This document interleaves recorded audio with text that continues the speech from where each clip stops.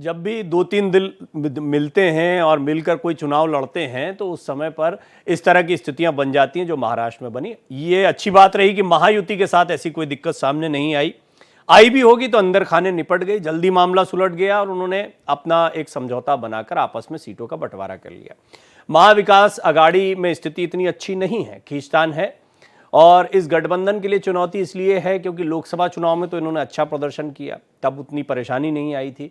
दूसरा, anti incumbency का इनको यहाँ फायदा मिल पाएगा। हालांकि हमने देखा हरियाणा की स्थिति जो है वो बिल्कुल उलट हो गई, जैसा सोचा था, लोगों ने अंदाजा लगाया था, उससे इतर नतीजे आए, बड़े निराशाजनक रहे कांग्रेस के लिए।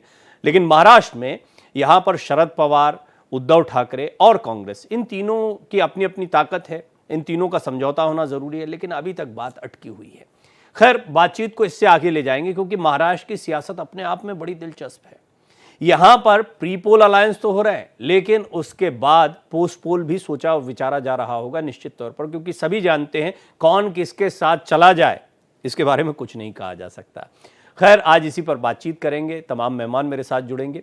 महाविकास अघाड़ी आज सीट बंटवारे का ऐलान कर सकती है। माना जा रहा है कि कुछ सीटों पर पेच था जिसको सुलझा लिया गया है। शिवसेना, उद्धव गुट और कांग्रेस के बीच मुंबई और विदर्भ की कुछ सीटों पर पेच फंसा हुआ था। खबर ये आ रही थी कि बात नहीं बनती है तो शिवसेना, उद्धव गुट अकेले भी चुनाव लड़ने का ऐलान कर सकता है।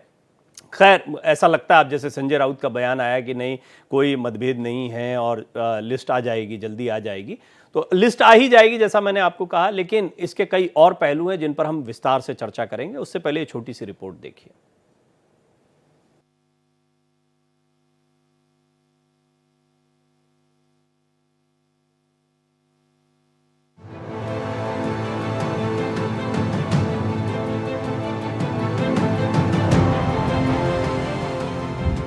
महाविकास आघाड़ी की टेंशन कब होगी दूर?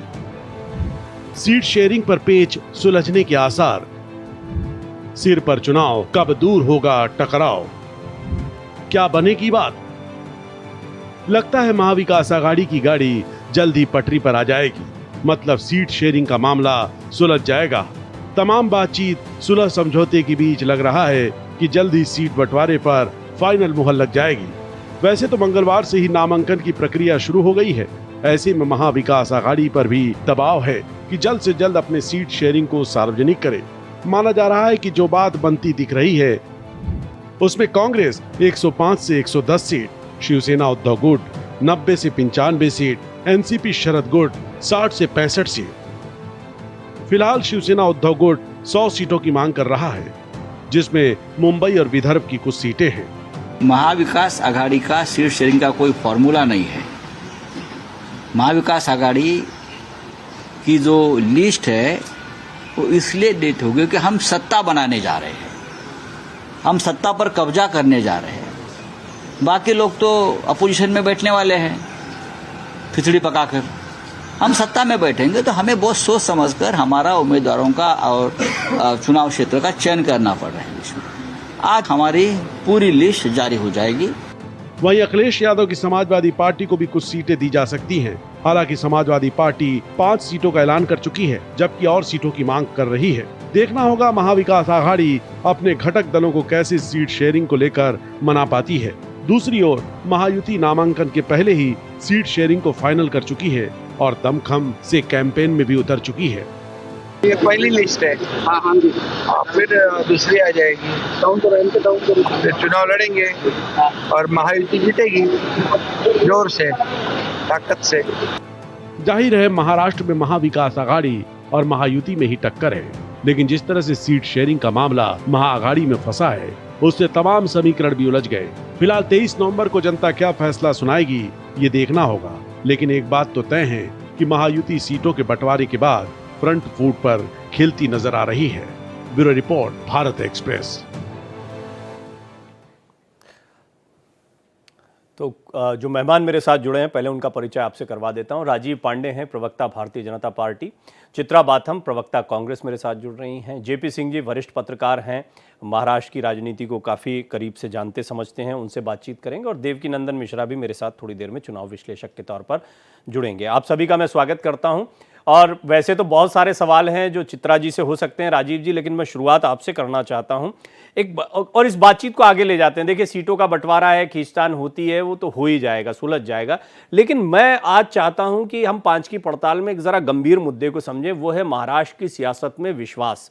गठबंधन की इस राजनीति में हम देख रहे हैं कौन किसके साथ चला जाए, पार्टी की पार्टी उठ के चली जाती है। आप एनसीपी के साथ में आ गए, ये भी किसी ने नहीं सोचा होगा और अभी तक ये समीकरण की आवश्यकता नहीं पड़ी थी। इसी तरीके से हम देखते हैं कि कांग्रेस और उद्धव ठाकरे का साथ हो गया, इसके बारे में भी किसी ने नहीं, यानी कोई किसी के साथ जा सकता। और अब जब 6 धड़े होंगे जिनके पास कुछ कुछ सीटें होंगी, तो पोस्ट पोल जो सिनेरियो होगा वो बहुत ही दिलचस्प होगा। यहाँ विश्वास बहाली बड़ी ज़रूरी है। आपको लगता है कि ये कह देना कि गठबंधन लड़ रहा है और बाद में फिर गठबंधन ही आएगा, वहां मुख्यमंत्री की खींचतान नहीं होगी, जैसे मुद्दे नहीं होंगे, ये थोड़ा मुझे समझाइए, एक एनालिस्ट के तौर पर भी समझाइए। आप राजनीति को जानते समझते हैं कि ये विश्वास बहाली की कमी महाराष्ट्र में दिखाई नहीं पड़ती क्या? देखिए, नमस्कार। देखिए, जो सबसे बड़ी बात है, आपने कहा कि जिस प्रकार से अलायंस में एक दूसरे के साथ लोग चले गए, तो उसका विश्वास की जो बात है, मैं इस पर आपको बताता हूं। विश्वास क्यों होगा इसमें बताता हूं। देखिए, ये दो आइडियोलॉजी की बात है। भारतीय जनता पार्टी और शिवसेना का एक अलायंस था जिसमें हम लोग चुनाव में साथ में गए, और जब हम चुनाव में साथ में गए तो जनता ने हमें प्रतिसाद दिया और हम सत्ता में चुन करके आए। अगर आप ये देखें तो महाराष्ट्र की जनता ने भारतीय जनता पार्टी और शिवसेना को पूर्ण बहुमत से जिता के भेजा। इसका मतलब भारतीय जनता पार्टी की जो सरकार थी शिवसेना के साथ, जो 2014 से जो 19 तक चली थी देवेंद्र फडणवीस जी के नेतृत्व में, उसको पूर्ण समर्थन दिया गया। बात कहां से पलटी? बात यहां से पलटी कि शिवसेना के जो उद्धव ठाकरे जी हैं, उन्होंने कहा कि नहीं, हम जिसको जनादेश का अपमान करते हुए चले गए उधर। जब वो जनादेश का अपमान करते उधर चले गए तो लगभग 2 साल से ऊपर सरकार चली, और 2 साल से ऊपर सरकार चलने के बाद जो लोग जिसको चुनाव हरा के आए थे, प्रवीण जी इसका मेरा पॉइंट समझिए, वो जो चुनाव हरा के आए थे उनको लगा कि नहीं, हम इनके साथ नहीं रहना चाहते। फिर उन्होंने पार्टी में मतलब विरोध करके, और जो डेमोक्रेटिक प्रोसेस का हिस्सा था, वो आगे आए और मैक्सिमम पार्टी, आप देखिए, 40 से ऊपर विधायक, 13 से ऊपर सांसद, 18 में 13 से ऊपर सांसद और 54-53 में 40 से ऊपर विधायक आज साथ में आकर के उन्होंने कहा कि हम सम्मान करेंगे। और यहां पर आपको प्रवीण जी, मैं आइडियोलॉजी की बात कर रहा हूं। आइडियोलॉजी से यह तय हुआ कि हम अपने आइडियोलॉजिकल कमिटमेंट के साथ हम जाएंगे, और फिर जाकर के सरकार बनी। और अभी जो चल रही थी सरकार, फिर मैं आऊंगा, आप सर्टेनली मुझसे एनसीपी के बारे में पूछेंगे, मैं उस पर भी आऊंगा। मैं आपको बताता हूं कि इस परिस्थिति में हुआ यूं कि जिस प्रकार से हमारी सरकार चल रही थी, उसमें एनसीपी में कुछ ऐसा हुआ कि उनको लगा कि नहीं, हमको सरकार में जाना चाहिए। उनको लगा कि यह सरकार महाराष्ट्र के हित में काम कर रही है, इसलिए अजित दादा पवार ने भी कहा कि हम इस सरकार को समर्थन करेंगे, और फिर जाकर के वो हमारे साथ सरकार में आए। तो आप एक बात जान लीजिए, ये अलायंस जो है ना, वही अलायंस टिकेगा जो आइडियोलॉजिकल कमिटमेंट के साथ है। भारतीय जनता पार्टी और शिवसेना की अलायंस, अगर आप बीच में 2 साल को छोड़ दीजिए, जो 19 से लेकर के 21 के एंड तक का अगर आप समय छोड़ दीजिए, तो हम सालों से इस अलायंस के साथ है प्रवीण जी। इसको आप समर्थन, ये मेरा व्यू है। और मेरी बात और आपकी बात बिल्कुल अलग नहीं। पांडे जी, जो आपने बात कही उसी से मैंने शुरुआत की थी। आप लोगों ने एक, चाहे आइडियोलॉजिकल कमिटमेंट कह लें, चाहे आपसी समझ कह लें, सरकार बनाने के जुगत कह लें, जो भी कह लें, वो तो किया गया। लेकिन ये जो विश्वास बहाली है, अजीत पवार, वहीं आपने बिल्कुल ठीक कहा, मेरे जहन में आ रहा था, और आप भी जानते हैं कि यही सवाल खड़ा होगा कि आइडियोलॉजिकल अगर कमिटमेंट है तो फिर ये कहां से आ गए। लेकिन ये वही अजीत पवार हैं जो मुख्यमंत्री बनने की बात और सपना बहुत खुलकर रखते हैं कि नहीं, कौन नहीं बनना चाहता है मुख्यमंत्री। अब ये वही सरकार है जहां पर 2 उप मुख्यमंत्री, 1 मुख्यमंत्री देख रहे हैं, तो 3-3 चेहरे होंगे। मैं इसको थोड़ा विस्तार से आपसे समझूंगा। मेरे साथ में देवकी नंदन जी भी जुड़े हुए हैं, जेपी सिंह जी भी जुड़े हुए हैं, चित्रा जी भी अब शायद मेरे साथ जुड़ गई हैं। तो चित्रा जी, एक पॉलिटिकल व्यू आपका भी कांग्रेस की तरफ से भी आ जाए। चित्रा जी, अभी तक खींचतान चल रही है। हम बात कर रहे हैं पोस्ट पोल किस तरह से कमिटमेंट होगा, और यहां तो हम देख रहे हैं प्री पोल कमिटमेंट में ही कहीं ना कहीं दूरियां देखने को मिल रही है। शिवसेना एक समय पर जब तक भारतीय जनता पार्टी के साथ थे, उद्धव ठाकरे जब इंटेक्ट शिवसेना थी, दोनों मिले हुए थे, उस समय तक उनकी ताकत थोड़ी सी ज्यादा थी। अब समझौते करना पड़ रहे हैं। कांग्रेस की भी स्थिति ये होती जा रही है कि गठबंधन तो आप कर रहे हैं, लेकिन आपको समझौते धीरे धीरे नीचे ले जा रहे हैं, मतलब प्री पोल में ही आप थोड़ा सा नीचे चले जाते हैं। तो ये पोस्ट पोल कमिटमेंट कैसे बरकरार रहेगा जब अभी से इतना दबाव बन रहा है?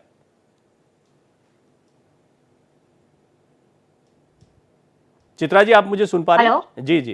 हेलो। हाँ, मैं सुन पा रही हूँ प्रवीण जी। नमस्ते आपको और आपके दर्शकों को। आपको मेरी आवाज आ रही है? जी, आ रही है। प्रवीण जी, इंडिया गठबंधन में हम जनता के मुद्दों को चुनाव में लेके जाते हैं, और इसीलिए यहाँ पे जिस तरीके से भाजपा के प्रवक्ता कह रहे थे कि उनका सीएम फेस वगैरह है, या जो भी उनका प्री पोल अलायंस कमिटमेंट है, वो पोस्ट पोल में दिखने वाला नहीं है। क्यों? इसके मैं आपको 2-3 कारण बता सकती हूँ। एक तो वो शिंदे जी के नाम पे ज्यादा सीटें नहीं देने वाले हैं, तो सीधी सी बात है उनको ज्यादा सीटें मिलने वाली भी नहीं है। दूसरा, अमित शाह जी ने थोड़े दिन पहले ये क्लियर कर दिया था कि वो किसी लोकल चेहरे के इस पे नहीं लड़ने वाले हैं महाराष्ट्र के चुनाव। वो नरेंद्र मोदी जी के चेहरे पर ही महाराष्ट्र के चुनाव लड़ने वाले हैं।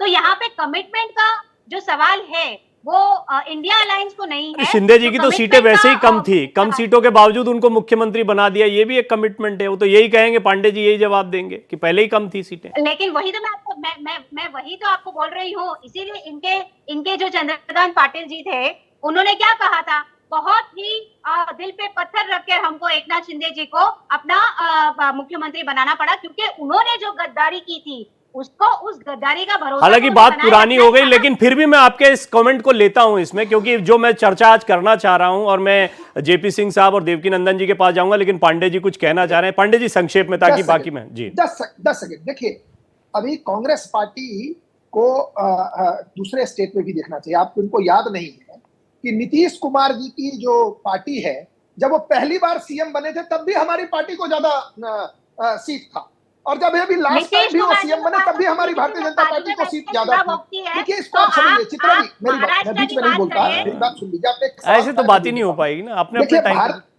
भारतीय जनता पार्टी अपने आइडियोलॉजिकल कमिटमेंट, अगर महाराष्ट्र की जनता के लिए, डेवलपमेंट के लिए जो सरकार चल रही थी, उस सरकार से निकल करके आए थे। उन्होंने करप्शन देखा वहां पर, उन्होंने सारी चीजें देखी। इसके कारण से, और गद्दारी वद्दारी की बात मत करिए। आपसे ज्यादा सीट शिवसेना के प्रवक्ता नहीं है, हमारी बहन जो बैठी हुई हैं, वो लड़े थे 13 सीट पे आमने सामने, 7 सीट जीते हैं एकनाथ शिंदे जी, और 6 सीट पे जीत के आए हैं उद्धव ठाकरे जी। इसलिए गद्दारी वद्दारी ने जनता का अपमान मत करिए प्लीज, हाथ जोड़ के विनती है। हरियाणा का चुनाव अभी है, थोड़ी सी आपकी सीटें क्या बढ़ी, आपके जवान बदल गए, आप गद्दारी बोल रहे हैं। ये उद्धव ठाकरे जी के लिए रहने दीजिए। गद्दारी क्या होता है? आपने क्या किया था? आपके सारे सीटों को हराया शिवसेना ने, आपको ही हरा करके शिवसेना 54 सीट जीत करके आई थी, आपको और एनसीपी को, और आप उनके साथ चले गए और उनको आपने अपना नेता माना। अब इससे ज्यादा मैं क्या कह सकता हूं प्रवीण जी? मैंने आज, ठीक है ठीक है। इसमें वही एनसीपी वाला एंगल जो आपका एक रह गया, वो मैं बाद में आपसे बात कर लूंगा। लेकिन देवकी नंदन जी, अभी आपने दोनों पार्टियों के प्रवक्ताओं को सुन लिया। जितेंद्र आवाड साहब से भी हमने बातचीत की, एक एक्सक्लूसिव बातचीत है, वो भी सुनवाते हैं। लेकिन उससे पहले मैं आपका और सिंह साहब का एक ओपनिंग कमेंट चाहूंगा। पहले देवकी नंदन जी, आप मुझे बताएं कि जो आज मेरे मन में यही विषय चल रहा था। रोज एक ही बात होती है कि महाविकास आघाड़ी में कब सीटों का बंटवारा, और ठीक है, होगा, हो जाएगा, लेकिन यहां पर जो विश्वास है ना, वो सबसे ज्यादा महत्वपूर्ण बात है। और महाराष्ट्र की सियासत में अब 6 धड़े हैं, और कोई भी कॉम्बिनेशन बनाकर, अब जब आप देख रहे थे 2 धड़ों में सरकार इधर से उधर हो गई, हम शिवसेना और बीजेपी जैसे गठबंधन को टूटते देखते हैं, तो यहां पर किसी की कोई भरोसा बहाली या वो कमिटमेंट जिसकी बात पांडे जी कह रहे हैं, वो आपको दिखाई देता है महाराष्ट्र में? नहीं, महाराष्ट्र में ही नहीं, पूरे देश में पॉलिटिक्स में भरोसा जैसी कोई चीज नहीं है, पूरे देश में। और जहां तक कमिटमेंट की बात है, भारतीय जनता पार्टी और शिवसेना मिल करके लड़ी थी, क्या दोनों का समझौता चला? नहीं चला। तो जो प्री पोल अलायंस होता है, ये कोई जरूरी नहीं है कि पोस्ट पोल वो बना रहे। पहली बात तो ये है, क्योंकि अगर पोस्ट पोल अलायंस भाजपा और शिवसेना का बना था तो उसे आज तक बना रहना चाहिए था। लेकिन वो बना नहीं रह पाया। सबकी महत्वाकांक्षा होती है दोनों पार्टियों की कि भाई जो भी पार्टियां साथ में होती हैं कि वो चीफ मिनिस्टर बने। आपको ध्यान होगा कि झारखंड में एक single MLA Madhu Koda chief minister बन गए थे। आखिर कैसे बन गए? एक चीफ मिनिस्टर कैसे बन सकता है? इस देश में चंद्रशेखर जी प्रधानमंत्री इंद्र बने, कुमार गुजराल को चंद्रशेखर देखा, के हमने पास देवेगौड़ा जी को देखा, चंद्रशेखर जी को देखा, सीरीज देखी हाँ, पूरी। तो ये सबकी महत्वाकांक्षा होती है। तो उद्धव ठाकरे की भी महत्वाकांक्षा थी कि वो मुख्यमंत्री बने, और बनाना चाहिए था भारतीय जनता पार्टी को, अगर उनसे कहा गया था तो, कि 2.5 साल चलेगा। अगर भारतीय जनता पार्टी ने उनको मुख्यमंत्री नहीं बनाया तो स्वाभाविक सी बात है कि एक दूसरा उन्होंने खैर ये तो विवाद ही दूसरा हो जाएगा। बीजेपी इसको खारिज कर चुकी है। हम अंदर कमरे में बैठ के बात नहीं करते हैं, जो करते हैं खुलकर बात करते हैं। नहीं कर रहा हूं, मैंने तो नहीं कहा कमिटमेंट किया, मैं कह रहा हूं अगर भारतीय जनता पार्टी ने कमिटमेंट किया तो उसे चीफ मिनिस्टर बनाना चाहिए था। उत्तर प्रदेश में एक बार इस तरह का बीजेपी और बीएसपी का भी समझौता हुआ था कि 6-6 महीने चीफ मिनिस्टर रहेंगे। मायावती 6 महीने रह गई, उसके बाद उन्होंने बीजेपी को कुर्सी नहीं दी। तो ये तो देखिए, पॉलिटिक्स में भरोसा जैसा शब्द तो है ही नहीं। और खासकर जितनी बड़ी पार्टियां, मैं तो भारतीय जनता पार्टी का पिछले 10-12 साल का जो कैरेक्टर देख रहा हूं, उस कैरेक्टर में मैं पाता हूं कि भारतीय जनता पार्टी तो सबसे अविश्वसनीय पार्टी नजर आती है। उसकी वजह हम बताएं। भारतीय जनता पार्टी ने जम्मू कश्मीर में किसके साथ सरकार बनाई? महबूबा मुफ्ती के साथ। जिसको आतंकवादी बताया उसको जेल में डाला। आप बताइए, धारा 370 खत्म होने के बाद उसको जेल में डाला। अब अजित पवार की बात करते हैं। अजित पवार के बारे में प्रधानमंत्री जी ने 4 दिन पहले कहा था, जिस दिन वो भारतीय मैं आऊंगा पांडे जी आपके पास आऊंगा। ये अजीत पवार वाला भी एंगल है, महबूबा मुफ्ती का भी शामिल हुए। उसी दिन उन्होंने कहा, उसके 4 दिन पहले प्रधानमंत्री ने कहा कि इतना बड़ा घोटालेबाज, 3000 करोड़ का घोटाला, इनको जेल में होना चाहिए। मुझे लगता है इसी बात हम जानते हैं देवकी नंदन जी, देखिए हम जानते हैं कुछ कमजोर कड़ियां होती हैं, उसका जवाब भी डेफिनेटली होगा। वो मुझे जवाब भी ज्यादातर पता होते हैं, लेकिन चलिए चर्चा को आगे बढ़ाते हैं। आपके ये जो 2 पॉइंट हैं इस पर पॉलिटिक्स में तो अब कोई बात मतलब नहीं रह ठीक है, मैं समझ गया आपका कि क्या महाराष्ट्र की क्या बात करना, देश की राजनीति में कोई भरोसा बहाली नहीं दिखाई पड़ती। 2 पॉइंट है, पांडे जी आऊंगा, लेकिन जेपी सिंह जी बड़ी देर से सुन रहे हैं, महाराष्ट्र की सियासत को बड़ा जानते हैं वो, तो मैं उनसे बात करना चाहता हूं और इस मुद्दे को, क्योंकि उन्होंने आप सबको सुन भी लिया है। तो सिंह साहब मुझे ये बताइए, आपकी यहाँ पर टिकटों का बंटवारा हो जाना, जैसे कि हम महायुति में देखते हैं बड़ी आसानी से अंदर खाने हुआ होगा बार्गेन, लेकिन बाहर कुछ निकल कर नहीं आया, सबने स्वीकार किया। चेहरे की भी बात आई तो देवेंद्र फडणवीस बोले नहीं हमारे नेता हैं। उन्होंने ये नहीं बोला सीएम फेस होंगे, लेकिन नेता हैं कम से कम, ये तो कहा, एक चेहरा रखा। यानी सीटों के बंटवारे के दौरान आपको लगता है कि महायुति ज्यादा इंटेक्ट दिखाई देती है बनिस्बत महाविकास अघाड़ी के? बिल्कुल सही कहा प्रवीण जी। सबसे पहले नमस्कार आपको। और मैं एक चीज आपको बताना चाहूंगा, पिछले 30 वर्षों से मैं महाराष्ट्र की राजनीति को कवर कर रहा हूं और लगातार फील्ड पर हमने देखा है अलग अंदर खाने में कैसी मीटिंग्स होती हैं, भले वो वाईबी चौहान हो या फिर वर्षा हो या फिर जो है मातोश्री हो। लेकिन मैं आपको यहाँ पर यह बताना चाहूंगा कि इस बार का चुनाव जो है विधानसभा 2024 बहुत ही अलग चुनाव है, और इसका एक सबसे बड़ा कारण यह है कि पहली बार हो रहा है कि जो 3 पार्टियों का एक बड़ा धड़ा जो है वो आमने सामने आ गया है। महायुति इसलिए मजबूत लग रही है, मजबूत है हम कह सकते हैं, क्योंकि 288 सीटें हैं विधानसभा की, उसमें 182 सीटों पर महायुति ने अपने उम्मीदवार घोषित कर दिए हैं। भारतीय जनता पार्टी ने 99 सीट पर घोषित कर दिए हैं। राष्ट्रवादी कांग्रेस पार्टी 38 सीट पर अपने उम्मीदवार घोषित कर दी है, और जो एकनाथ शिंदे की शिवसेना है वो 45 सीटों पर अपने उम्मीदवार घोषित कर चुकी है। लेकिन यहां पर मैं आपको फिर बताऊं कि राष्ट्रवादी कांग्रेस पार्टी अजीत पवार की, उन्होंने नवाब मलिक और उनकी बेटी सना मलिक का नाम अब तक घोषित नहीं किया है, क्योंकि नवाब मलिक जो है एक केस में जेल में जाकर आ चुके हैं। तो कोई भी डेंट जो है वो इन तीनों पार्टियों में महायुति में अब तक अपने मतलब क्रेडिट में नहीं लेना चाह रहे। शायद ये एक मैसेज अब तक के बंटवारे में दिया है। जहां तक बात एमवीए की है, 4 बजे प्रेस कॉन्फ्रेंस होने वाली थी महाविकास आघाड़ी की, लेकिन अब तक वो प्रेस कॉन्फ्रेंस नहीं हुई है। सीटों का बंटवारा ये माना जा रहा है कि 105 सीटें कांग्रेस को दी गई हैं, करीब 95 सीटों पर उद्धव ठाकरे चुनाव लड़ेंगे और 80 से 82 सीटों पर शरद पवार चुनाव लड़ेंगे। इसमें सबसे बड़ी बात, उत्तर प्रदेश की सबसे बड़ी जो पार्टी है, इस बार लोकसभा चुनाव में बेहतर प्रदर्शन किया है, समाजवादी पार्टी, उसकी स्थिति महाराष्ट्र में किस तरह से आप देख सकते हैं कि अखिलेश यादव महाराष्ट्र आते हैं, धुले में और मालेगांव में वो मीडिया से मिलते हैं, जनसभा लेते हैं और 5 सीटों की घोषणा भी कर देते हैं। यानी एक तरफ एमवीए की मीटिंग चल रही है, एमवीए के वो 4th मेंबर हैं जो उनके घटक दल के मेंबर हैं, लेकिन वो बिना एमवीए से, यानी बिना शरद पवार, बिना उद्धव ठाकरे और बिना मैं इस पर तो जेपी सिंह जी मेरे साथ में सीटें चाहिए जी, मेरे साथ में अबू आजमी साहब थे। अबू आजमी साहब से मेरी लंबी बातचीत हुई। अबू आजमी साहब ने यह तक कह दिया कि हरियाणा वाली गलती कांग्रेस को नहीं करनी चाहिए, और उनके उस बयान के अगले दिन ही हमने देखा कि जो है अखिलेश यादव आते 5 सीटें घोषित कर दी गई, 12 सीटों की मांग कर दी गई, उधर एमवीए में खींचतान चलती चली आ रही। खैर, मुझे एक छोटी सी टिप्पणी बताएं ताकि मैं पांडे जी के पास जाऊं, वो बोलना भी चाह रहे हैं कि आपको लगता है अजीत पवार का यहां पर, क्योंकि बीजेपी का अपना प्रदर्शन सिंगल आप 2014-2019 को देखें तो बीजेपी ने अपने दम पर बहुत अच्छा प्रदर्शन किया, लेकिन गठबंधन करने से बीजेपी का अपना प्रदर्शन क्या कमजोर होगा और अजीत पवार का आना क्या फायदा देने के बजाय नुकसान हो सकता है? सिंह साहब। बिल्कुल सही सवाल है, और ये सवाल लोकसभा चुनाव 2024 से उठ रहा है, क्योंकि लोकसभा चुनाव 2024 में अजीत पवार की एक सीट आई। मैं आपको ये बताना चाह रहा हूं कि वो भी सुनील तटकरे जो जीते हैं रायगढ़ से, वो अपने दम पर जीते हैं, क्योंकि सुनील तटकरे का अब तक का जो तटकरे परिवार का एक इतिहास रहा है कि वहां पर उनके सामने कोई भी चुनाव बहुत मुश्किल से जीत पाता है। उनकी जो बेटी है अदिति तटकरे, वो पिछले सरकार, इस सरकार में भी मंत्री है और दोबारा उनको जो है उनकी सीट घोषित कर दी गई है। अजीत पवार को लेकर भारतीय जनता पार्टी के कई नेता जो है बहुत संभल कर बोल रहे हैं, लेकिन अंदर खाने में लगातार लोकसभा चुनाव के नतीजों के बाद परेशान है, क्योंकि उनको लगता है कि अगर जो तकलीफ हो रही है या जो महायुति को सबसे ज्यादा डेंट लग रहा है वो अजीत पवार की पार्टी की वजह से लग रहा है। हालांकि इस बार अजीत पवार की पार्टी को 55 सीटें दिए जाने की अंदर खाने में चर्चा है, जिसमें करीब 38 सीटें अजीत पवार घोषित कर भी चुके हैं। यानी अंदर से बात हो गई होगी महायुति की। अब तक ज्वाइंट प्रेस कॉन्फ्रेंस पॉइंट यहीं से मैंने शुरुआत की थी। आपने एक महत्वपूर्ण बात कही, यहीं से मैंने शुरुआत की थी, जो अपने परिवार को छोड़कर आ सकते हैं उनको बीजेपी को छोड़ने में क्या देर लगेगी। अब आपकी बारी राजीव जी, अजीत पवार जी वाला आपने खुद भी कहा था कि इस पर मैं बाद में बोलूंगा। अब मुझे थोड़ा अजीत पवार जी पे फोकस करते हुए आप अपनी टिप्पणी करें, जो कहना चाहते हैं वो कहिएगा, लेकिन पहले ये अजीत पवार बार बार आपको अटका रहे हैं। देखिए, सबसे पहले देवकीनंदन मिश्रा जी चुनाव विश्लेषक है, उन्होंने एक बात कही कि देश में ये हो गया वो हो गया। ये आज तक का इतिहास रहा है कि किस प्रकार से पार्टियां टूटती बिखरती रहती है एक दूसरे। कई पार्टियां तो खत्म ही हो गई इस देश में। तो बचता क्या है प्रवीण जी, वो मैं बताता हूँ आपको। हमारे दोनों सीनियर हैं, जेपी सिंह जी भी और मिश्रा जी भी। बचता क्या है ना, बचती है आइडियोलॉजी।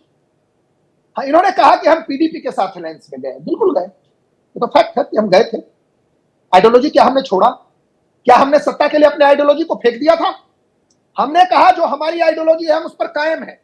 हम जिस आइडियोलॉजी को लेकर के काम शुरू किए, आपको मैं बताऊं, जनसंघ से पहले भी एक संगठन बना था जो हमारा संगठन था। उस संगठन का नाम था प्रजा परिषद।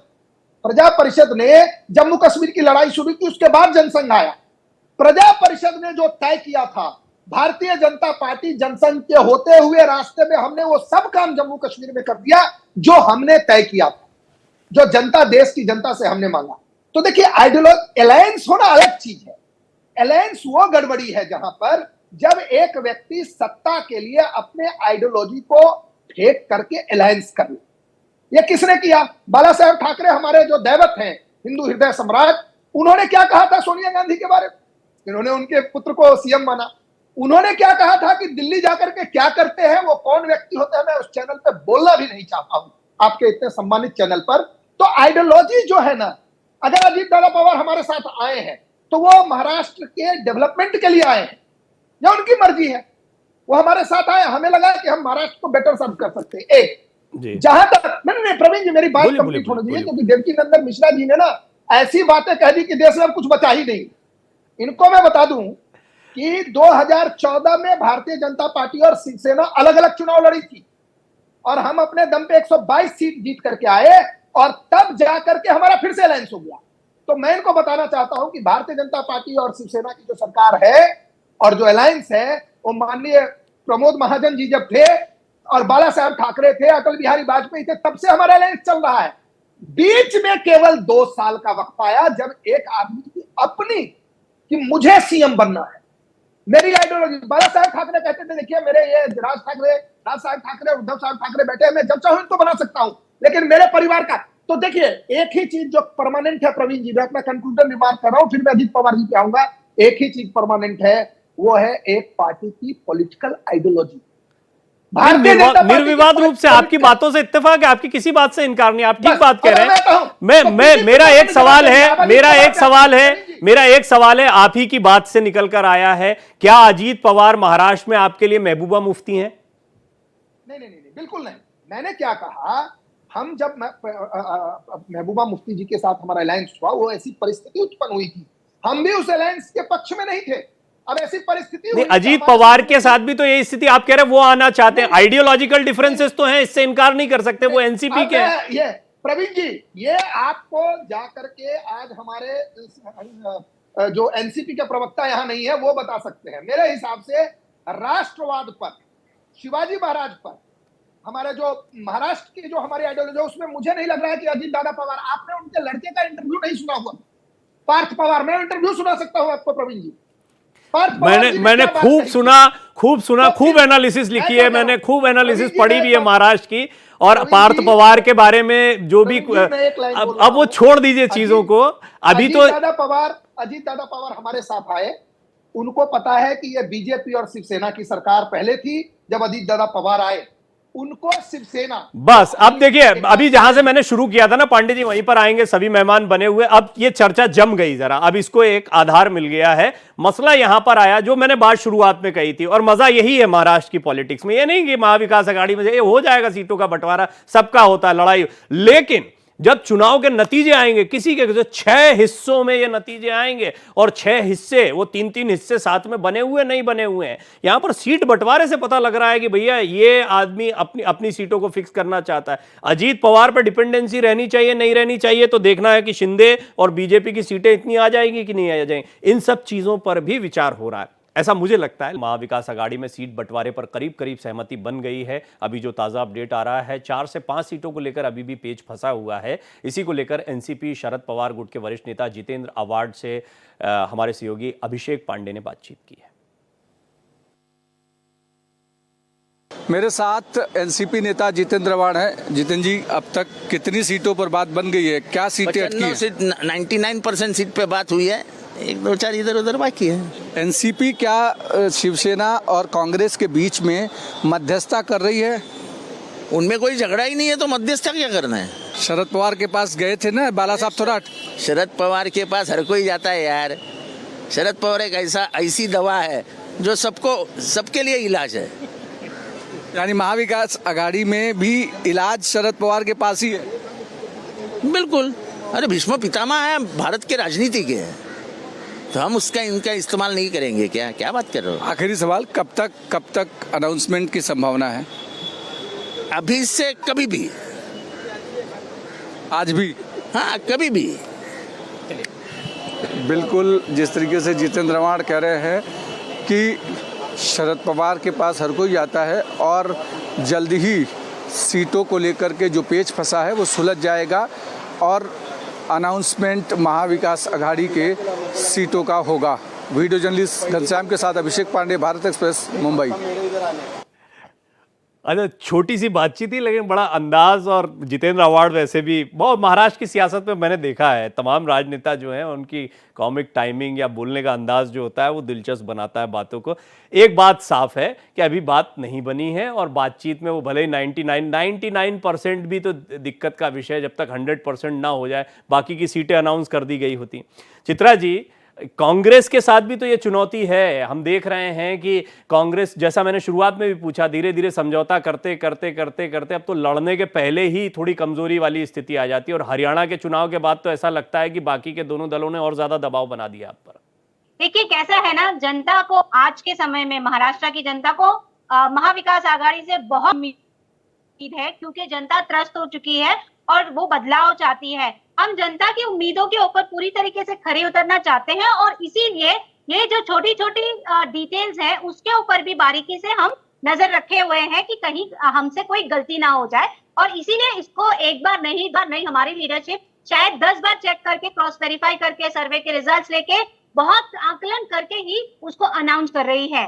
दूसरी बात यहाँ पे अजीत पवार जी की हुई, आपने कहा महाविकास आघाड़ी में जो खींचातानी है, महायुति में तो लोग ये कह देते अजीत पवार जी के लिए कि कैबिनेट में बैठने पर उनके बगल में कैबिनेट में बैठ। अब बताइए चित्रा जी, आप कह रही हैं कि आप ये इतनी बार सुन चुका हूं मैं, कितनी बार सुन चुका हूं, कितना रिपीटेशन होता है। मैं चाहता हूं थोड़ा मुद्दे पे भी आप खूब बोलिए, लेकिन मैं चाहता हूं मुद्दे पर आप ही बोलिए।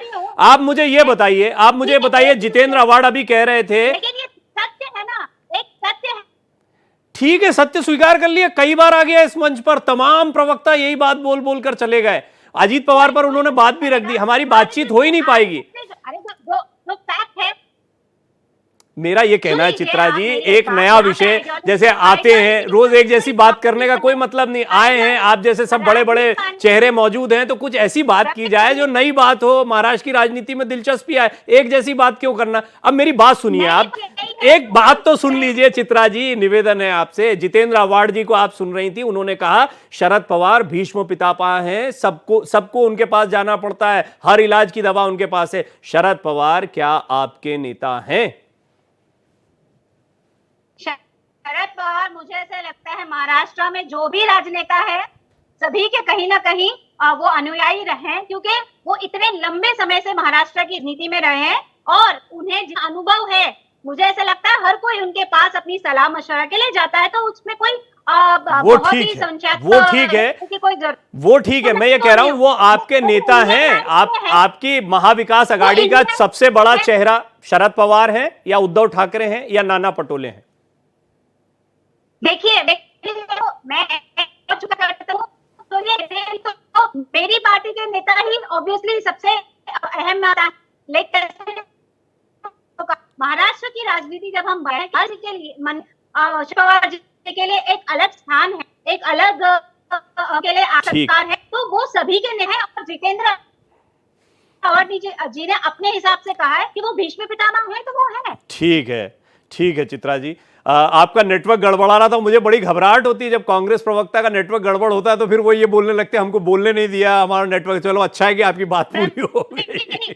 तो मैं 10 सेकेंड और खाली आपसे चाहूंगी कि यहाँ पे आइडियोलॉजी की जो इतनी बड़ी बात करी गई है बीजेपी के प्रवक्ता द्वारा, मैं आपको बताऊंगी कि इनकी आइडियोलॉजी क्या है। इनकी आइडियोलॉजी सिर्फ और सिर्फ छपाने है, और इनकी मजबूरी, इन्होंने बोला कि अलायंस लोग आ जाते हैं तो क्या करें, लेना क्या है, तो सिर्फ करप्ट लोगों को ही लेना उनकी मजबूरी है। ठीक है, अगेन बात अजीत पवार जी पे आ गई है, और वो अजीत पवार जी पे घूम घूम कर आएगी, क्योंकि वो एक कमजोर कड़ी मैंने शुरुआत में कह दिया। बोलिए पांडे जी, बोलिए।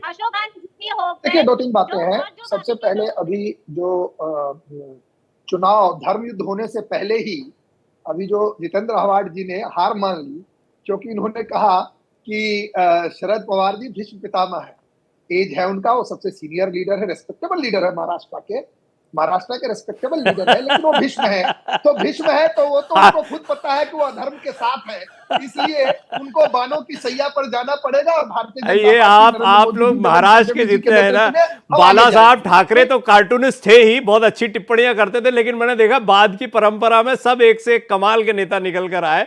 आपने भी बात को सही पकड़ा, अच्छा है, लॉजिकल पकड़ा। मैं अपनी बात कंप्लीट कर लेता हूँ प्रवीण की। एक तो ये बात, दूसरी बात इन्होंने कहा कि ये इतने, उन्होंने कहा कि पूरे देश के नेता है शरद पवार जी। देखिए मैं आपको बताऊं, महाराष्ट्र में 2 सीनियर जर्नलिस्ट आपके साथ बैठे हैं और आप खुद इतने सीनियर हैं। मैं एक बात कहना चाहता हूं, महाराष्ट्र में चारों पार्टियां 2014 में अपने दम पे चुनाव लड़ी थी, आपको याद होगा, एनसीपी, कांग्रेस, बीजेपी, शिवसेना। तो किसकी कितनी और कहां ताकत है, उस समय हम 288 में से 122 सीट जीत कर आए। आज क्या है, जो महाविकास आघाड़ी है ना, उसमें कोई भी पार्टी पैन महाराष्ट्र की भी पार्टी नहीं। ये दोनों पत्रकार से आप पूछ लीजिए, मैं बता रहा हूं। ठाकरे, उद्धव साहब ठाकरे को पता है कि मुंबई, ठाणे, कोंकण के सिवाय कहीं इनकी जमानत नहीं बचने वाली।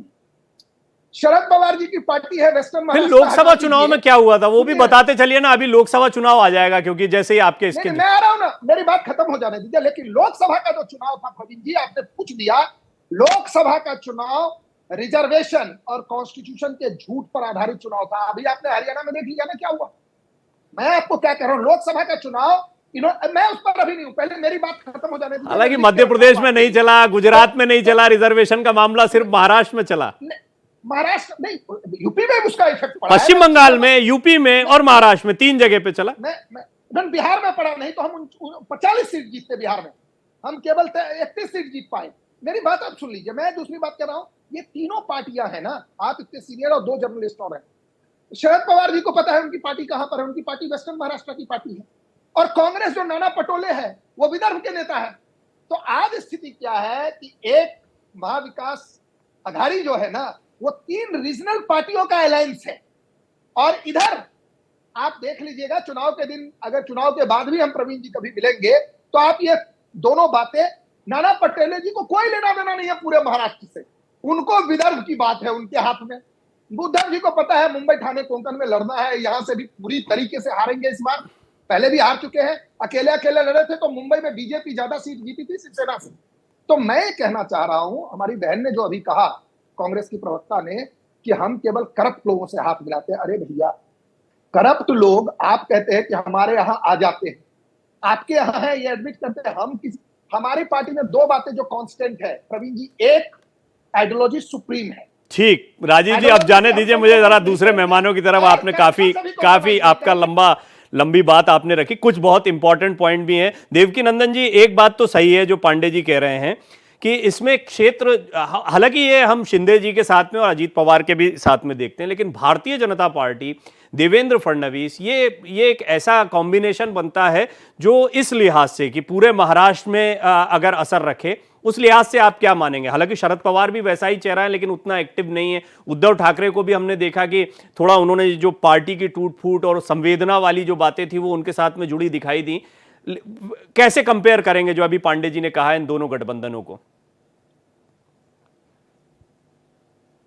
दोनों गठबंधन देखिए क्या है, महाराष्ट्र में दोनों गठबंधन एक दूसरे के सामने खड़े हैं, और पहली बार महाराष्ट्र में जो बात सिंह साहब कह रहे थे कि इतना बड़ा गठबंधन, और आप भी कह रहे थे कि 5 पार्टियां भारतीय जनता पार्टी के अलायंस में हैं और इतनी ही पार्टियां जो है उनके अलायंस में भी है, ये महाविकास अघाड़ी जिसका नाम रखा गया है। तो और दोनों के मुद्दे एकदम अलग हैं। पहला मुद्दा जो महाविकास अघाड़ी का है, जो उद्धव ठाकरे जो उनके नेता हैं महाविकास अघाड़ी के, उनका मुद्दा यह है कि उनके साथ जो अपमान किया गया, जिस तरीके से उनकी सरकार को गिराया गया, एनसीपी को तोड़ा गया और उद्धव ठाकरे की जो शिवसेना है उसको तोड़ा गया, जिस तरीके से उनका चुनाव चिन्ह छीना गया, यह एक बड़ा मुद्दा मुझे महाराष्ट्र में आज की तारीख में भी नजर आ रहा है। भारतीय जनता पार्टी ने जो शिंदे साहब के लीड में जो चीफ मिनिस्टरशिप में जो गवर्नमेंट वहां पर चल रही है, उसमें बीजेपी ने कोशिश करी है उसको मिनिमाइज करने की। बहुत सारी स्कीम्स की घोषणा की है, जिस तरीके से मध्य प्रदेश में घोषणा हुई उसी तरीके की यहां भी घोषणाएं हुई हैं, लेकिन दोनों गठबंधन के बीच बहुत ही कांटे की टक्कर है, इसमें कहीं कोई दो राय नहीं है। अगर आप लोकसभा चुनाव के नतीजों को नजर डालेंगे तो भारतीय जनता पार्टी का गठबंधन काफी नीचे नजर आएगा। अगर लोकसभा, चूंकि लोकसभा के तुरंत बाद ये चुनाव हो रहा है, तो इसका इंपैक्ट निश्चित तौर पर कुछ न कुछ महाराष्ट्र के चुनाव में दिखेगा। और भारतीय जनता पार्टी सीट घोषित कर चुकी है, नंबर 1 पर है टिकट घोषित करने में एक तरीके से। लेकिन महाविकास अघाड़ी में जो अभी एक बयान आप सुना रहे थे आहाड़े जी का, कि अभी तक सीट का बंटवारा नहीं हुआ, जिस मुद्दे पर आज आप चर्चा कर रहे हैं कि सीट का बंटवारा नहीं हो पा रहा है, तो आगे तक ये क्या साथ रहेंगे? देखिए, सीट हमेशा से ये रहा है कि अगर कोई पार्टी छोटी हो या बड़ी, वो ज्यादा से ज्यादा सीटें चाहती हैं। और हरियाणा में, मैं फिर हरियाणा चुनाव पर आ रहा हूं, हरियाणा में अगर कांग्रेस ने जिस तरीके से बीजेपी ने समझौता किया या कराया, अगर उस तरीके से किया होता तो हरियाणा में भारतीय जनता पार्टी नहीं कांग्रेस की सरकार आती। वहां पर अगर समाजवादी पार्टी और आम आदमी पार्टी को 2-2, 3-3 सीटें, 2-2 सीटें ही दे दिए होते, तो आज अहिरवार क्षेत्र जो भारतीय जनता पार्टी ने बड़ी उसमें जीत हासिल की है, वो नहीं हो पाता। देखिए, भारतीय जनता पार्टी, अभी झारखंड का चुनाव चल रहा है महाराष्ट्र के साथ, सेंट्रल लीडरशिप का ये निर्देश है कि हम अकेले चुनाव नहीं लड़ेंगे। पूरे मैसेज ये जाना चाहिए कि चुनाव एनडीए लड़ रहा है। इसी वजह से एक सीट लोक जनशक्ति, ठीक है, ये आपका एक पॉइंट जो है ये मुझे बातचीत में, और मैं दरअसल चर्चा को इस जगह पर ले जाना भी चाह रहा था, सिंह साहब से भी मैं इस पर बात करूंगा। प्रवीण जी एक सेकंड, तो एक सीट जो है लोक जनशक्ति पार्टी को भी दी गई है, जेडीयू को भी सीट दी गई है, भारतीय जनता पार्टी लड़ रही है 10 सीट जो यहाँ की जो लोकल पार्टी है जेकेएलएम उसको भी दी गई है। तो कहने का आशय यह है कि यही भारतीय जनता पार्टी ये दिखाना चाहती है कि आज बीजेपी नहीं लड़ रही है, एनडीए लड़ रही है। मैं इस पे आना ही चाह रहा हूं देवकी नंदन जी, ये थोड़ा ये आपने जो विषय छेड़ा है ना, ये बड़ा महत्व का विषय है, ये एक कमेंट का विषय नहीं। मैं दरअसल चर्चा को यहीं ले जाना चाह रहा हूं। आप विश्वास रखिए, मेरा अगला सवाल जो था वो इसी से रिलेटेड है, इसी पर चर्चा को ले जाना चाह रहा हूं, क्योंकि एक समय हम देख रहे थे भारतीय राजनीति में कैसा समय आ गया कि अब सिंगल पार्टी या बड़ी पार्टियों के बीच मुकाबला होगा, क्षेत्रीय दलों की राजनीति जो है वो कमजोर होगी। लेकिन हम देख रहे हैं क्षेत्रीय दलों का प्रादुर्भाव हुआ है, उनकी ताकत और उनका स्टेक और बढ़ता हुआ दिखाई दे रहा है। सिंह साहब, ये बात सही है जो अभी बात मिश्रा जी ने जहां पर बात को छोड़ा, और मैं चाहता भी था कि चर्चा यहां पर आए कि अलायंस की राजनीति एक तरीके से आज के दौर की मजबूरी बन गई है। और भारतीय जनता पार्टी जिस रफ्तार से 2014 के बाद बढ़ रही थी, ऐसा लग रहा था कि एक अकेली पार्टी या राष्ट्रीय पार्टियों का दबदबा रहेगा। लेकिन अभी हम देखते हैं कि हाल के दिनों में, खासतौर पर जब से अलायंस बना, ये विपक्ष का अलायंस बना, तब से थोड़ा मामला बदल गया है। महाराष्ट्र की सियासत में भी आप ऐसा देखते हैं कि ये क्षेत्रीय दल मजबूत हो गए, टूट फूट की राजनीति कह लें, या आपको इसके क्या कारण दिखाई देते हैं? देखिए प्रवीण जी, जो चुनाव की अगर हम बात करें तो महाराष्ट्र में जो दो धड़े हैं, महाराष्ट्र विकास महाविकास आघाड़ी और महायुति, इन दोनों धड़ों में जितनी भी राजनीतिक पार्टियां जुड़ी हैं, दो बड़ी नेशनल पार्टियां हैं, कांग्रेस और बीजेपी, अगर उसको छोड़ दिया जाए तो जो एकनाथ शिंदे की शिवसेना है, उद्धव ठाकरे की शिवसेना है, या फिर अजीत पवार की राष्ट्रवादी कांग्रेस पार्टी है, या शरद पवार की पार्टी है, इन सबका अलग अलग रीजन में अपना अपना वर्चस्व है। जैसे कि मिश्रा जी ने भी कहा कि विदर्भ की पार्टी जो है, विदर्भ में कांग्रेस का वर्चस्व ज्यादा है, लेकिन अगर मैं बात करूं शरद पवार की तो वेस्टर्न महाराष्ट्र में इनका वर्चस्व है। अजीत पवार का वर्चस्व भी वेस्टर्न महाराष्ट्र और उत्तर महाराष्ट्र में है। लेकिन समाजवादी पार्टी की बात करें, जो चौथा धड़ा है महाविकास आघाड़ी का, तो वो मुस्लिम वोट बैंक पर पूरी उसकी नजर है। और यही वजह है कि 12 सीटें जो उन्होंने मांगी है वो मुस्लिम वोट बैंक जो सेंट्रिक है, जहां पर 25 से 35% मुस्लिम मतदाता है। औरंगाबाद रीजन की बात करें, मुंबई की 5 सीटें हैं, भिवंडी ईस्ट, भिवंडी वेस्ट की सीट है, धुले की सीट है, मालेगांव नासिक ग्रामीण की सीट है। ऐसी सीटें हैं जहां पर 25 से 35% मतदाता जो है मुस्लिम है। ये समाजवादी पार्टी वहां क्लेम कर रही है। मैं एक सबसे बड़ी बात बताने जा रहा हूं जो न्यूज एक्सप्रेस के दर्शकों के लिए, कि जो राज ठाकरे की पार्टी है, जिन्होंने 38 सीटें अपने डिक्लेयर की हैं, पहली बार अमित ठाकरे को, ठाकरे परिवार के दूसरे सदस्य को चुनाव मैदान में उतारा है। इसके पहले आदित्य ठाकरे वर्ली से चुनाव लड़े और जीते। अब आदित्य ठाकरे की तरह उनके चचेरे भाई जो है अमित ठाकरे, वो माहिम विधानसभा से चुनाव लड़ने वाले हैं। माहिम विधानसभा शिवसेना का गढ़ है। उद्धव ठाकरे के जो पिता हैं बालासाहेब ठाकरे, उन्होंने सबसे पहले अगर कहीं कैंपेन किया था तो माहिम में किया था 1968-69 में। तो मैं आपको एक चीज और बता दूं कि यहां पर शिवसेना, उद्धव ठाकरे अपना कैंडिडेट डिक्लेयर कर चुकी है, अभी उसका नाम घोषित करना बाकी है। तो लड़ाई उद्धव ठाकरे और राज ठाकरे के परिवार के बीच में होगी माहिम में। और उसके अलावा ऐसी सीटें हैं जहां पर शिवसेना उद्धव ठाकरे का वर्चस्व ज्यादा है, वहां राज ठाकरे को खड़ा किया गया है। और बीजेपी की बी टीम मानी जा रही है राज ठाकरे को, क्योंकि मराठी वोट बैंक, मराठी युवा वोट बैंक खास तौर पर राज ठाकरे के टारगेट पर रहते हैं। 2008 में आपने देखा होगा राज ठाकरे की पार्टी ने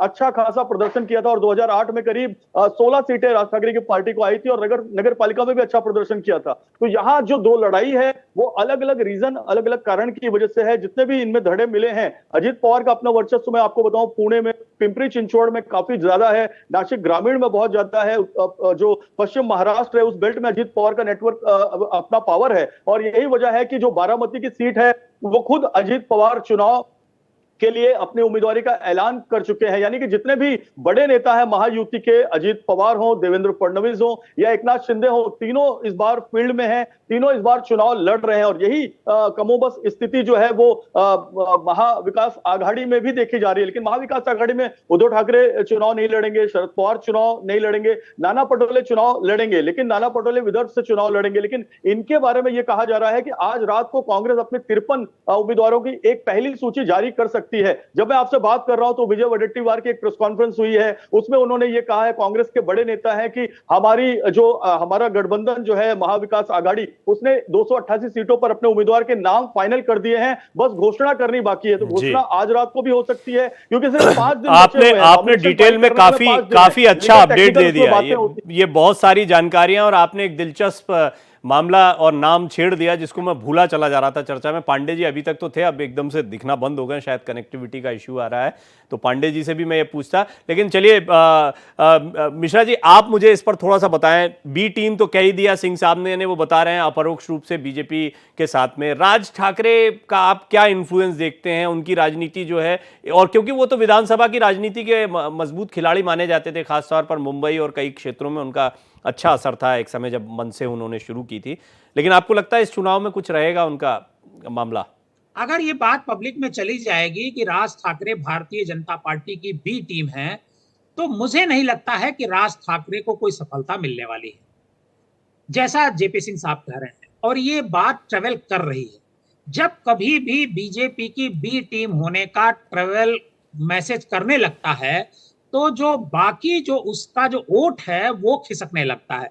आप जम्मू कश्मीर में देखिए कि राशिद इंजीनियर, जिसको जो खुद चुनाव जीता लोकसभा का, लेकिन विधानसभा में उसका क्या हाल हो गया? ठीक, क्यों हो गया? क्योंकि मैं क्लोजिंग कमेंट की तरफ बढ़ रहा हूं मिश्रा जी, इसलिए ये आपका एक पॉइंट आपने कहा, बी टीम होने का मैसेज ट्रेवल करता है तो बीजेपी को नुकसान होता है, ये पॉइंट समझ में आया? बीजेपी को नहीं, मैं फिर नहीं, तो प्रवीण जी, बीजेपी को नुकसान नहीं होता है। बीजेपी की बी टीम होने का अगर किसी पार्टी का मैसेज ट्रेवल कर गया तो उस पार्टी को होता है, जैसा राशिद इंजीनियर के केस में हुआ। ठीक है, राज ठाकरे को नुकसान हो जाएगा, राज ठाकरे को इससे नुकसान हो जाएगा। उत्तर प्रदेश में मायावती के मामले में हुआ, मायावती एक सीट जीत पाई, वो भी आप समझिए कि जो कैंडिडेट जीता उमाशंकर सिंह बलिया से, वो निर्दल तरीके मैं इसको रख लेता हूं, ये विषय बहुत अच्छा है, मुझे तो रोज विषय की जरूरत पड़ती है, इसको थोड़ा डिटेल में समझेंगे। आज हम कुछ बात कर रहे थे और आपने जो बात उठाई थी घटक दलों की, मैं चाहता हूं एक बार चर्चा को वहीं लाऊं, और पांडे जी जुड़ गए तो ये दोनों ही बिंदु।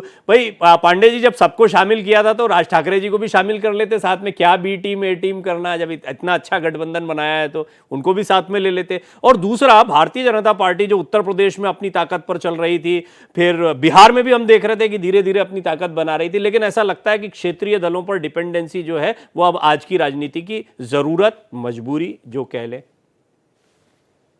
जहां तक भारतीय जनता पार्टी की आप बात कर रहे हैं, छोटी छोटी जितनी भी पार्टियां बिहार में भी थी, अगर आपको याद है मांझी जी की एक पार्टी है, रामविलास जी की जो पार्टी, इसके जितने लोग हैं ना, भारतीय जनता पार्टी अपने अलायंस पार्टनर को ड्यू रेस्पेक्ट के साथ अपने अलायंस में रखती है। आप अगर उत्तर प्रदेश की भी आप बात करते हैं तो सुहेल देव वाली पार्टी जो है, हमारी अनुप्रिया पटेल जी की, मतलब सारी पार्टियों के साथ हमारा अलायंस रहा है। अगर आप देखिए कि कहीं भी जब हमारा अलायंस है, जैसे आप तो बिहार में देखिए नीतीश कुमार जी के नेतृत्व में हम 20-25 साल से साथ में काम कर रहे हैं, बीच में वही 2 साल जब इनको लगा, महाराष्ट्र में भी 2 साल और बिहार में भी 2 साल, उनको समझ में आ गया कि ये गुंडों की पार्टी के साथ जाने से फायदा नहीं है। मैं एक बात बताना चाहता हूं कि भारतीय जनता पार्टी अपने अलायंस में जो लोग भी आते हैं उनसे हमारी आइडियोलॉजी रिटर्न है सर, वो पढ़ सकते हैं, और जो हमारे साथ आना चाहते हैं देश के निर्माण में वो आते हैं। अब मैं इस चुनाव का जो सबसे बड़ा मुद्दा है, उन्होंने कहा यह मुद्दा है, पता नहीं कहां से मिश्रा जी लगता है कहीं और रहते हैं, मैं कहीं और रहता हूं महाराष्ट्र में, क्यों कह रहे हैं कि ये जो पार्टी टूट गई इसलिए उनको मिलेगा, तो कहां मिला लोकसभा में? उद्धव जी को तो कोई फायदा नहीं हुआ, इस धोखे में कांग्रेस को फायदा होगा। मैं एक बात आपको बता दूं, महाराष्ट्र में जो राजनीति है इस बार की, वो डेवलपमेंट की है। आप पिछले 10 साल, उससे पहले कांग्रेस के 15 साल का कुशासन है, और इस 10 साल में जो 2 साल में जिस तरीके से पॉलिसी पैरालिसिस था और जो काम हुआ है, अगर कोई व्यक्ति केवल मुंबई एक चक्कर मार ले प्रवीण जी, और जिस प्रकार का डेवलपमेंट है, नरीमन पॉइंट से निकलिए और 15-16 मिनट में आप बैंड्रा के टोल नाके पे होते हैं।